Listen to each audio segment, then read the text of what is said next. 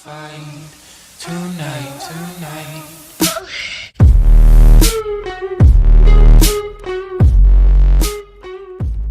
What's going on, everybody? Jade up here. Today's video is going to be over the Fire Boss in Veteran Sunspire hard mode.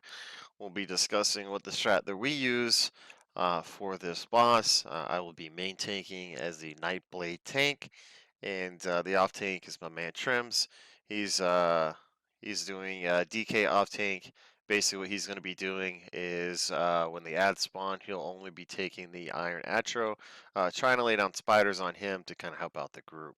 I myself will be tanking the Maid Boss, and then I will grab the two Fire Atros, pull them underneath the boss, and then just kind of wait for the DPS to push the boss so um, we go to the next mechanic. So basically what happens is we first start, we'll DPS the boss a little bit.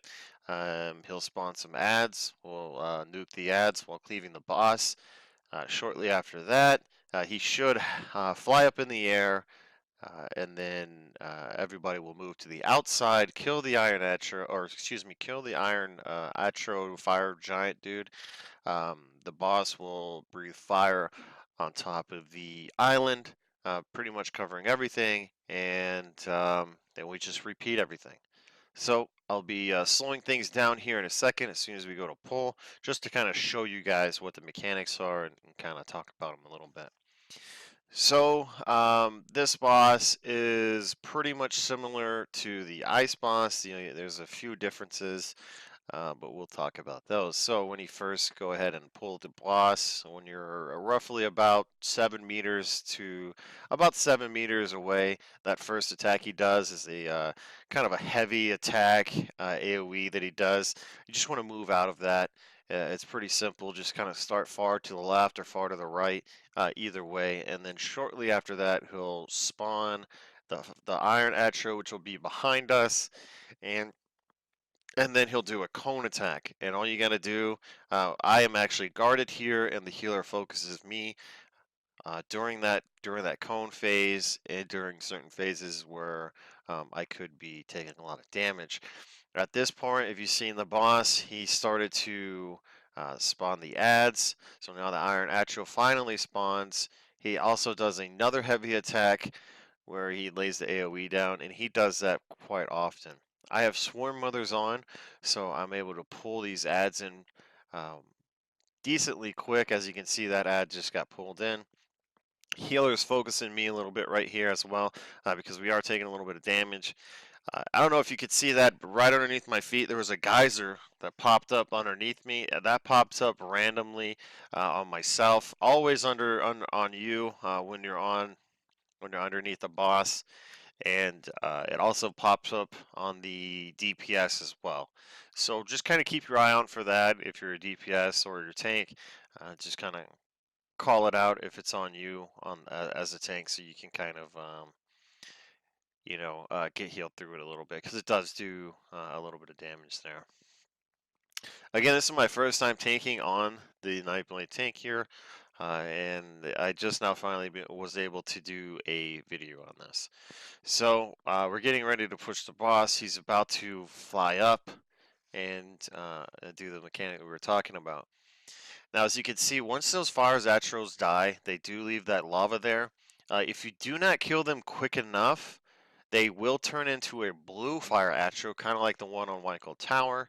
And except on this one here on hard mode, they'll chase somebody basically the same way, and then they'll pretty much explode and kill some people. So just kind of watch out for that. Make sure you get those Fire Atros down as soon as possible. So now we push him. He's up in the air. Basically, what we're going to do now is all the DPS are going to be on the backside of this Iron Atro, whatever you want to call him. And then just kind of see that AoE there around the map. Just get outside of it and just continue to DPS the boss. That's pretty much it, the entire fight. I slowed it down so you could kind of see all the mechanics that are happening. That is literally all that happens this entire fight. Now, there's a few times here and there that there's going to be an AoE that spawns up randomly, and that is a time stop mechanic, and that's from the Navi boss. What she does is she just basically sends down a AoE, and we'll point it out. And I'll try and there it is right there to the right of me. It spawns, and what it does is it freezes everybody that's in it.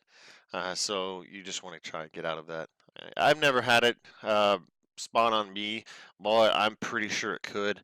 So just kind of watch out for that. Now, as you can see, what I did, this is a tip that I got from on stream. This is the first time I was taking this. And what they told me to do is dodge roll away from the boss. So this is a little tip here, is dodge roll away from the boss. And then what you want to do is then taunt the ads. So as soon as the ads spawn, dodge roll. That way you won't get hit by this heavy attack. You'll taunt the ads and then turn around and then dodge roll forward underneath his feet, and that way you will get the ads underneath, or you will get underneath pretty quickly without taking a lot of damage. So with this Iron Etro, if you ever have to take it as a main tank because the off tank dies somehow, he does his grounding AoE right there. He also does a heavy attack that he does, where it's a charged up. It's about a 5-second to 3-second heavy attack, and it will kill you if you are not blocking. So keep that in mind. Another mechanic he does is he stands in one spot, pushes his shoulders back, and shoots out a bunch of fireballs all over the place on the ground, and they stay there for a little bit of time. So just watch out for that. The cone, you cannot outrange the cone because the on this one the cone goes all the way back, and you can't even leave the island pretty much or you'll die. Excuse me. So I ended up putting on silver leash on my front bar because I kept trying to do it on my back bar and it just wasn't working right. So that's why I do have that on my front bar. As you can see, that fire actual just turned blue right there underneath his feet. You might have to rewind it to see that if you need to. I'm trying to look for certain points that I would want to slow down and kind of talk about. But I think the majority of all this stuff, more than likely, is. I mean, you're probably just gonna keep everything the same. The only thing that the DPS really need to worry about is the geysers, the time stops, the fire from the Atros, as you can see, the lava.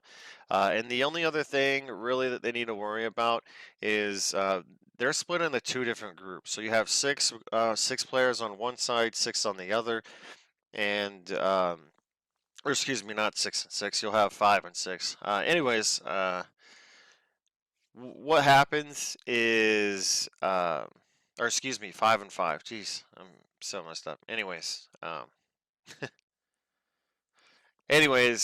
So what you'll have is you'll have 5 players on one side, 5 players on the other, and as you can see, that AOE that grows underneath them on that right side.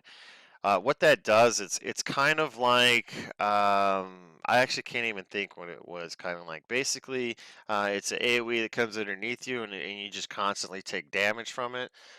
So the more people you have stacked on it, the less it deals damage to you. You don't want to stack all 10 people on you, and the reason why is because it does have a cooldown on it, and I think it's like I think it was like 45 seconds to a minute. I honestly can't remember, but basically it'll pop up on the second team as well, and then shortly after that, that's when the boss should be flying up in the air. Oh, and as you can see on that last part, he pushed me back. Yeah, if you get too close to him, he'll knock you back with that melee attack. Well, hopefully this video helps you guys as main tank on this fire boss.